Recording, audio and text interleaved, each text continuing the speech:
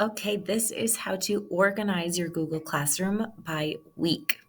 So once we're in our class, at this tab at the top, we're going to click that Classwork tab and go to this Create button. So all the assignments are up here, but down at the bottom we have topics that we can create, and those are ways to organize your assignments. So while in the past you might have created topics for each unit that you cover, best practice shows that the best way to stay organized right now in these crazy times is to actually post things by week. So our topics, instead of unit titles, are going to go by week. So I might label it actually week 1, September 2nd through 4th. And I'm going to add that topic. So now we have a way to start organizing our activities and our assignments on Google Classroom.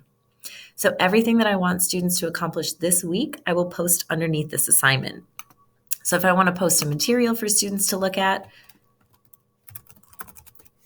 I'll create a title, I might attach something, and then over here, I'm going to assign it a topic. So if I want it to be attached to week 1, I assign it to that topic.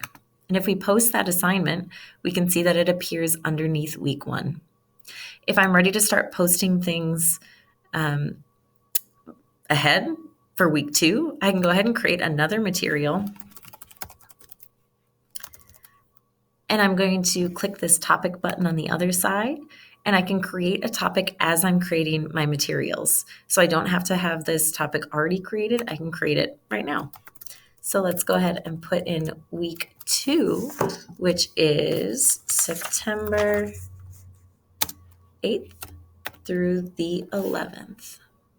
Once I post this assignment, that material and this topic automatically appear. And you can see that it already starts building on top. So the most recent things that students are looking at come at the top of the page.